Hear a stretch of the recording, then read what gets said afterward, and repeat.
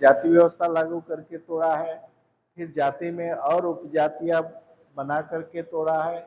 अभी हमारा जो अधिकार है, आरक्षण हमारा अधिकार है, कोई भीख नहीं है। आज अपने अधिकारों का के वजह से हम आगे बढ़े हैं, तो उसमें भी हमें तोड़ने की कोशिश जो चल रही है वो हमारे लिए बड़ी घातक है, हमारे लिए बहुत ही नुकसानदायक है। तो वर्तमान परिस्थिति में भी जो भी कार्य होता है उसके तरफ भी हमें नज़र यानी निरीक्षण करने की आवश्यकता है। तो तथागत बुद्ध कहते हैं कि हर समय हमेशा जागरूक रहना चाहिए, कि काम करते समय भी हमें जागरूक करना है और काम करने के बाद में भी हमें जागरूक अवस्था में रहना है। ये मैंने जो काम किया है उसमें कोई गलती तो नहीं रही, अगर गलती है तो उस गलती को हम सुधारें। जनरली क्या होता है कि साधारणतः मनुष्य अपना निरीक्षण करता ही नहीं, मनुष्य अपना निरीक्षण करता ही नहीं का जान दो, जो भी हमारी पहले काम हुआ, जो भी हमारी गलती हो गई, जो भी अच्छा काम किया होगा, उसके बारे में हमें कुछ लेन देन नहीं। लेकिन वर्तमान दूसरी बात, काम करने के बावजूद भी, काम होने के बावजूद भी उसकी देखरेख करना, उसका निरीक्षण करना, उसको अच्छे से डेवलप करना, ये भी इसके लिए जरूरी है। तो ये बहुत ही अच्छी बात बुद्ध ने अपने राहुल को बताई थी कि निरीक्षण करना है। और हम हर कर्म करते समय हमें कुशल कर्म करना है।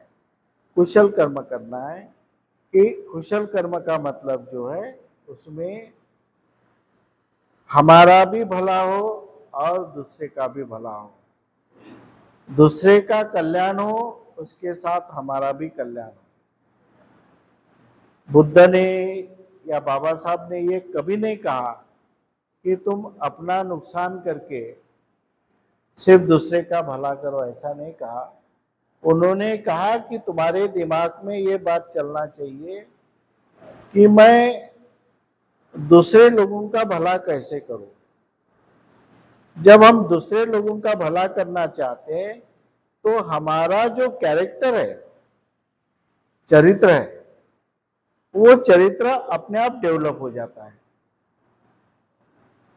जब तुम्हारे मन में किसी का भला करने की बात आती है तो तुम्हारे मन में अपने आप अच्छे विचार आते हैं। जब तुम किसी का बुरा करने के बारे में सोचते हो तो तुम्हारे मन में बुरे विचार आएंगे। जो बुरे विचार है वो दूसरे के लिए जैसे घातक है, वैसे अपने लिए भी हानिकारक है।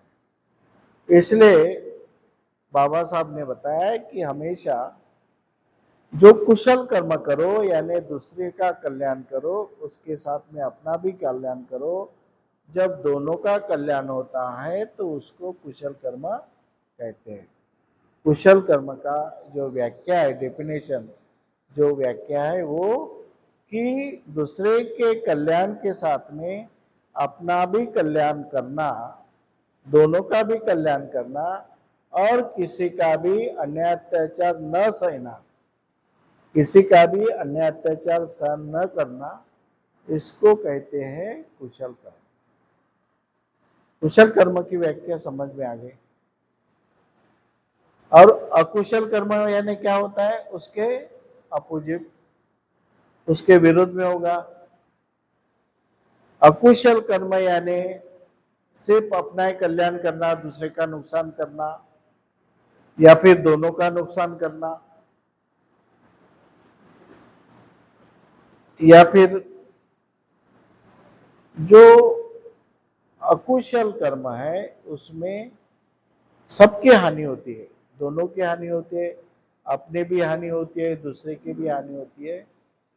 जिस कर्म से जिस कर्म से दोनों को हानि होती है, यानी दूसरे को भी हानि होती है और अपने स्वयं को भी हानि होती है, दोनों को हानि होती है, उसको कहते हैं अकुशल कर्म, यानी असम्यक कर्म। और जिस कर्म से दूसरे का भी कल्याण होता है, दूसरे का भी हित होता है, दूसरे के साथ में अपना स्वयं का भी हित होता है, दोनों का भी हित होता है, उसको बोलते कि कुशल कर्म, यानी सम्यक कर्म। तो इस तरह से जो व्याख्या है। दूसरी बात बुद्ध ने और बताई, उसको बोला कि एक कटोरा रहता है, गंज, अपन गंज बोलते हैं उसको, गंजे बोलते ना, तो उसमें पानी लेके आओ बोले राहुल को। उसने पानी लेके आया, पानी लेके आने के बाद में उसको बोले फेंक दो। अब उसने पानी लाया और उसने बोले अब इसको फेंक दो। फेंकने के बाद में उसको बोला कि फिर से पकड़ के रहो। तो पकड़ के रहने के बाद में उसमें फिर से थोड़ा पानी जमा हो गया, पानी बचा, यानी उसने पानी फेंकने के बाद में भी उसमें पानी बचा। तो उसको इस थोड़े से पानी से बुद्ध ने राहुल को संदेश दिया कि ये छोटा सा भी पानी बचा, तो छोटा सा पानी भी बचना नहीं चाहिए। पानी फेंकने के बाद में उसको पूरा साफ करके कपड़े से धो करके उसको साफ करना चाहिए। उसी तरह उन्होंने बुद्ध ने बताया राहुल को कि हंसी मजाक में भी झूठ नहीं बोलना चाहिए। क्या कहा? हंसी मजाक में भी झूठ नहीं बोलना चाहिए। ये वाक्य छोटा सा है, उसका मीनिंग भी छोटा सा है, लेकिन इसका मतलब बहुत गहरा है, बहुत बड़ा है। जो आदमी झूठ बोल सकता है, कहने का मतलब है जो आदमी झूठ बोल सकता है वो आदमी कुछ भी गलत काम कर सकता है, कुछ भी गलत काम कर सकता है। जो आदमी झूठ बोल सकता है वो कोई भी गलत काम कर सकता है। इसलिए झूठ बोलने वाले से बचना चाहिए।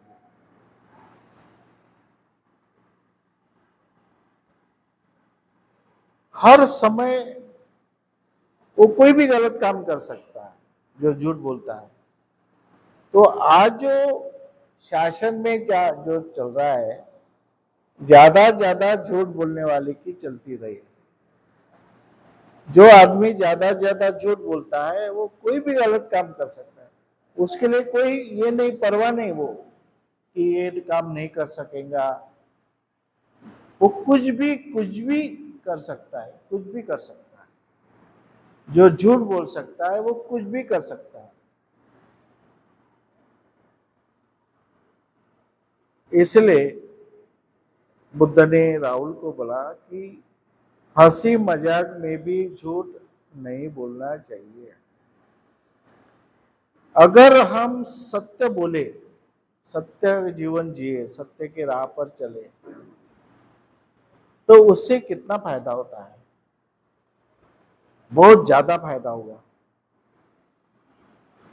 कि अगर हम सब लोग सत्य बोलना शुरू कर दे और हम सबको पता चलेगा कि जो भी बुद्धिस्ट सेमिनरी में लोग आते हैं वो झूठ कभी नहीं बोलते, सत्य बोलते हैं। एक बार अगर विश्वास निर्माण हुआ तो विश्वास ये सबसे बड़ी, मजाक या किसी का ये करते तो उसको झूठ नहीं बोलते। झूठ बोलना यानी किसी का नुकसान करने के लिए या अपने फायदा करने के लिए जो झूठ बोलते हैं उसको झूठ बुद्ध ने जो कहा है कि क्या कहा कि मूसावादा वेरमणि, यानी मूसावादा यानी झूठ नहीं बोलना चाहिए, झूठ बोलने से विरत रहना चाहिए। बुद्ध ने ये तो नहीं बोला हमेशा सत्य बोलो, बोला क्या? नहीं बोला, लेकिन झूठ मत बोलो। सत्य बोलना है तो बोलो, नहीं तो मत बोलो, लेकिन झूठ मत बोलो। हमारे में एक जन था, वो सच कभी बोलता ही नहीं था।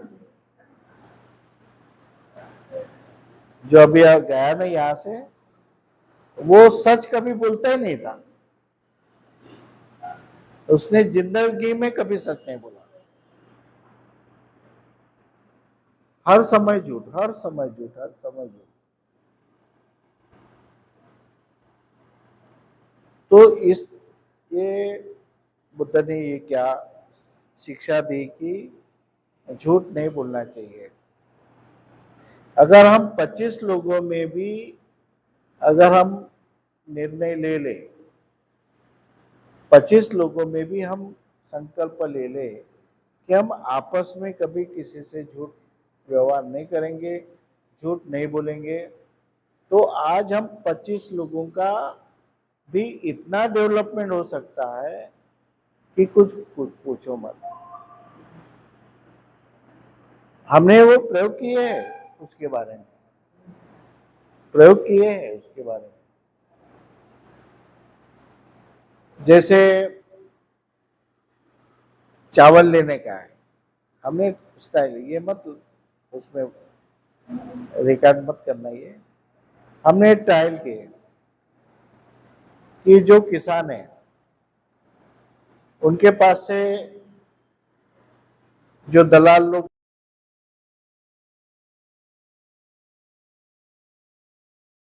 डेवलपमेंट करते, उत्पादन तो हम करते हैं, चावल का उत्पादन तो किसान करता है, लेकिन किसान को कितना दाम मिलता है, और व्यापारी कितने बड़ी बिल्डिंग से बिल्डिंग बना रहे हैं। अगर हमारा विश्वास रहा, एक चावल की बोरी हम डायरेक्ट किसान से खरीदी, अच्छे चावल, बढ़िया चावल, और हमारे सब में बांट दिए हमने, किसी को 10 किलो, किसी को 5 किलो, तो कम दाम में मिलेगा और अच्छे चावल भी मिलेगा, उसमें मिलावट नहीं रहेंगी। जो अच्छी दाल मिलती है, प्योर दाल मिलती है खेती में, उसको दाल को लेके आए हमने, सबने, किसी ने 1 किलो 2 किलो ले लिए, तो उसमें एक कीमत कम होगी और अच्छा माल मिलेगा, मिलावट वाला माल नहीं मिलेगा। ऐसा अगर हर गांव में अपना एक दुकान रहेगा, मैं प्लानिंग बनाया, हमने यूपी में प्लानिंग बनाया, आगरा में, कि जहां पे घर वहां पे दुकान, नीचे दुकान ऊपर मकान, ऐसा नारा लगाया था हमने। क्या नारा लगाए थे? नीचे दुकान ऊपर मकान। तो जहां पे अपने 50 मकान है, 50 मकान है, वहां पे 50 मकान में अपना एक दुकान होना, दुकान नीचे होना, और तुम ऊपर एक मंजिल बनाओ, तुम ऊपर रहो, लेकिन दुकान नीचे होना। तो 50 मकान में एक अपना दुकान है, और वो 50 दुकान जो हर गांव के दुकान में जो तालुका लेवल पे जो भी डिस्ट्रीब्यूशन रहेगा, डिस्ट्रीब्यूट करने वाला रहेगा, वो भी अपना ही रहेगा। दुकान में माल सप्लाई करने वाला भी अपना रहेगा। जो प्रोडक्शन होता है वो तो अपने लोग है, बहुजन समाज के लोग है, ब्राह्मण कोई प्रोडक्शन करता है नहीं, तो उनका प्रोडक्शन अपने पास में आएगा। अपना production taluka level, district level से तालुका लेवल तक जाएगा, तालुका लेवल से तो ग्रामीण लेवल तक जाएगा। तो सबको कम दाम में अच्छी चीजें हम सप्लाई कर सकते हैं। जो बीच में बिचौलिया होते हैं, दलाल होते हैं, वो दलाल पूरे खत्म हो जाएंगे, मिलावट नहीं होगी, अच्छा माल मिलेगा। ऐसा हमने प्लान बनाए थे, लेकिन लोग क्या है, विश्वास नहीं। अब आपने दुकान लगाए, लोग उधार लेके जाते, फिर देते नहीं पैसा, आपको दुकान बंद करना पड़ता है। आपने पैसा नहीं दिया तो तालुके वाले को दुकान बंद करना पड़ेगा, तालुके वाले को पैसा नहीं मिला तो डिस्ट्रिक्ट वाले को दुकान बंद करना। जो ईमानदारी है, दुकान चलाना है तो ईमानदारी जरूरी है, विश्वास जरूरी है। तुम कुछ भी करो लेकिन विश्वास मत तोड़ो, कुछ भी करो लेकिन विश्वास मत तोड़ो। तुम कहीं से भी पैसे उसको लाके दो, उसने ईमानदारी से तालुका लेवल पे पैसे लाके दिया, तालुका लेवल वाले ने ईमानदारी से डिस्ट्रिक्ट लेवल पे पैसा लाके दिया, तो आज पूरा मार्केटिंग अपना रहेगा, पूरा अपना रहेगा। आज जापान से जो भी सामान आता है, चाइना से जो भी मार्केटिंग होता है, वो कौन लेते हैं? वो बनिया लोग ही रहते हैं, पूरे मार्केटिंग बनिया लोगों के वही रहते हैं, और उनके जो डिस्ट्रीब्यूशन भी वही, माल लेने वाले भी वही, छोटे दुकानदार भी वही, सब वही रहते हैं, मिलावट करने वाले भी वही। जैसे पहले परीक्षा होती थी, मोहम्मद देशमुख बोलते थे, अरे ब्राह्मण के बच्चे बड़े बड़े पदों पे जाते हैं, नौकरी पे जाते, क्यों जाते हैं? उसका कारण मालूम है क्या? वो बहुत होशियार रहते ये नहीं, उसने बताया कि पेपर निकालने वाला भी वही रहता, पेपर जांचने वाला भी वही रहता, परीक्षा देने वाला भी वही रहता, सब पास हो जाते हैं। उनका इंटरनेट, अभी जो पेपर फुटी हो रहे वो अभी लोगों के ध्यान में आ रहे करके ये हो रहा है। इसके पहले नहीं होता था क्या? इसके पहले होता था लेकिन किसी के ध्यान में नहीं आता था, उतने लोग जागरूक नहीं थे। सब होता था पहले लेकिन जागरूक नहीं थे, अभी लोग जागरूक हो गए, अभी बराबर नजर रखते हैं कहाँ से पेपर लीकेज होता है, कहाँ से ये फूटता है, ये अभी जागरूक रहते करके अभी ये हो रहा है। इसके पहले होते थे लेकिन लोग जागरूक नहीं रहने की वजह से लोगों को फंसाया जाता था। आज लोग जागरूक है करके लोगों को पता चल रहा है कि ये ऐसा कर, जैसे डॉक्टर लोग भी क्या है, देखो डॉक्टर लोग पेशेंट को आईसीयू में भर्ती करते हैं, आईसीयू में भर्ती करने के बाद में जब उसका मेंदू मर जाता है, यानी मेंदू मर जाता है तो वो मर गया। अब उसको क्या करते हैं, आईसीयू में भर्ती करके सलाइन लगाते हैं। अब उसको मालूम है अब उसको मेंदू खत्म हो गया तो मर गया, सिर्फ बॉडी है, अभी बॉडी है लेकिन मेंदू नहीं है, उसका जो दिमाग है खत्म हो गया, तो आज न कल खत्म हो जाए। लेकिन जो कोमा में रहता है तो उसका मेंदू जिंदा रहता है, कोमा वाला जीव जिंदा हो सकता है या बच सकता है, लेकिन जिसका मेंदू खत्म हो गया तो 2-3 रखते हैं, उसका आईसीयू का बिल बनाते, बोलते अभी मर गया लेके जाओ बोलते। जब तक दूसरा पेशेंट आता नहीं आईसीयू में, उसको 2-3 दिन रखते, दूसरा पेशेंट आया ये मर गया भेज देते, वो पहले ही मरा रहता, उनको मालूम नहीं रहता। तो इस तरह से ज्यादा झूठ का व्यवहार चल रहा है। हमें, अगर हम आज भी बौद्धिस्ट लोग या अम्बेडकरवादी लोग आज भी सच का व्यापार करें, सच बोले, तो हम कभी पीछे रह नहीं सकते, पीछे रह नहीं सकते। सच्चाई, विश्वास ऐसी चीज है कि तुमको आगे बढ़ना ही है। अभी कोई डॉक्टर है, अच्छा डॉक्टर है, उसके ऊपर अपना भरोसा है, उसको लगता है कि ईमानदारी से काम करता है, जो जितने पैसे लेना है उतना ही पैसा लेता है, रुकता नहीं, तो उसका दवाखाना बरोबर चलेगा, उसके तरफ लोग जाएंगे, उसके इनकम बढ़ेंगी।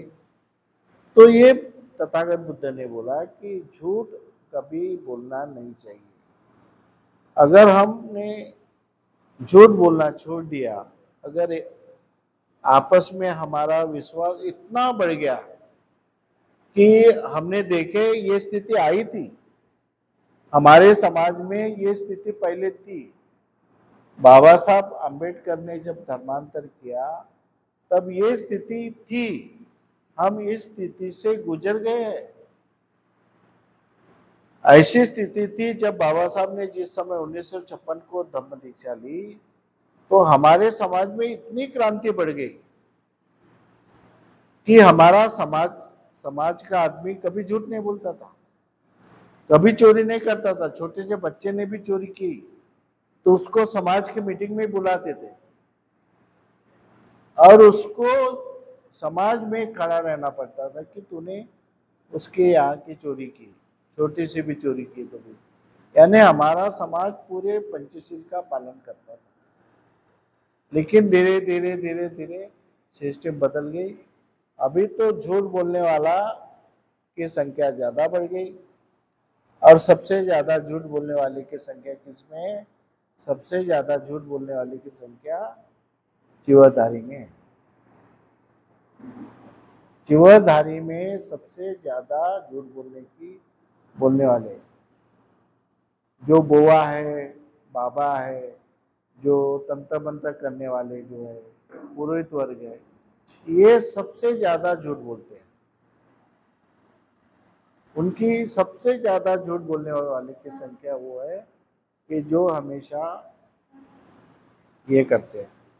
पुरोहित है, बाबा है, भिक्षु है, पंडित है, मौलाई है, मौला ये फादर है, ये सब जितने भी जैसे पुलिस डिपार्टमेंट के आदमी है। देखिए पुलिस डिपार्टमेंट में जितने गुन्हे पकड़ते वो लोग पुलिस, उतने उनकी आदत उनको रहती है।